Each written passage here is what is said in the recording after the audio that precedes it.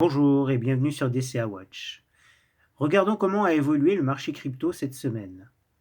Le Bitcoin est sorti de sa zone d'accumulation du début d'année pour afficher une tendance positive à moyen terme en weekly. Mais son cours a bien baissé depuis les 30 000 $.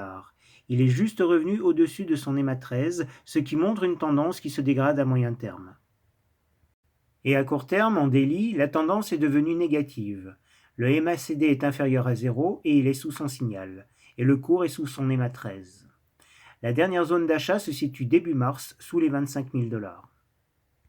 L'Ethereum présente la même configuration.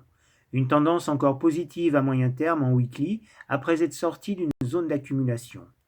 Mais son cours a baissé depuis les 2000 $, et son EMA 13 semble vouloir jouer le rôle de support comme pour le BTC, à confirmer la semaine prochaine.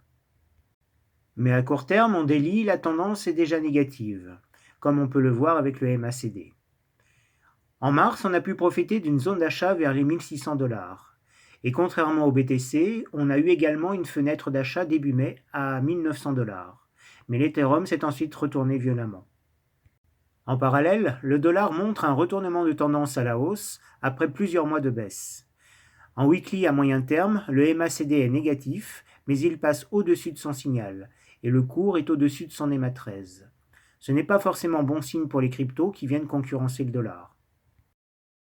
Et en daily, à court terme, la tendance est positive pour le dollar, après avoir rebondi sur 2 points bas début février et début mai. Voilà ce qu'on pouvait dire sur les cryptos.